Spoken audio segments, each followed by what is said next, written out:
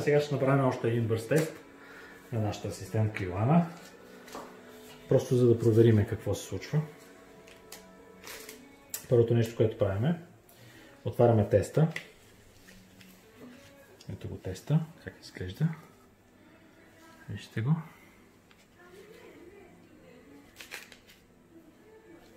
Така. Сега взимаме и отваряме едно спиртното пърче.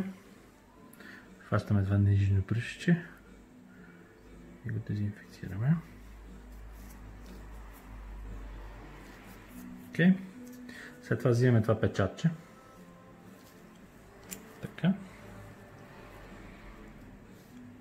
И правиме штрак. Готово. Виждате една малка капчета кръв.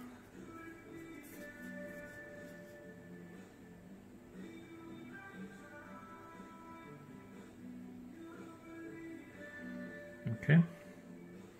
Сега малко част от това трябва да го такуваме. Дай, може да си сложиш това да си го държиш. Малко част от това ще трябва да е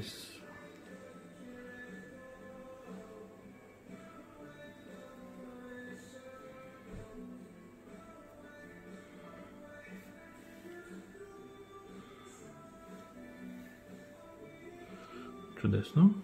И я поставяме в маркера S1.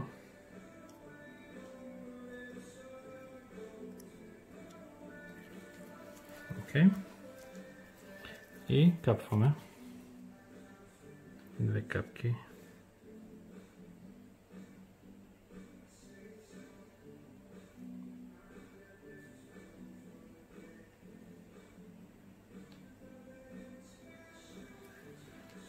Добре.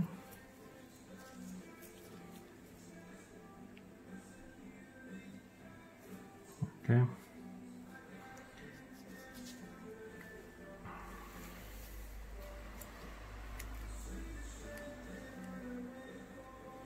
И сега чакаме 15 минути да се отчете резултата.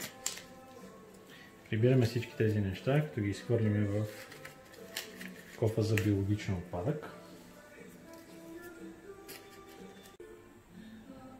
Пускаме 15 минути старт. Време да отчете. Ще се видим след 15 минути. И така, времето вече изтече. Време да отчетем резултата. Какво виждаме на теста? Вижда ли се добре? Имаме мястото, където се поставя кръвта. Капчицата кръв е тук. Тук се поставя буферния разтвор. И след това изчакваме. Имаме отчитането на IgM телата, които се намират на тази линейка. Ако имаше такива, щеше да се види червена линия, такава каквато се вижда на контролата.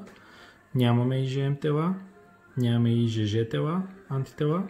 Съответно имаме ясно видима контрола, което означава, че тестът е валиден и е отрицателен за коронавирус. Тоест нито е прекаран такъв, т.е. няма антитела срещу прекаран коронавирус, нито има такава активна зараза, така че този тест показва отрицателен резултат на Йоана на дата 4 май 2020 година.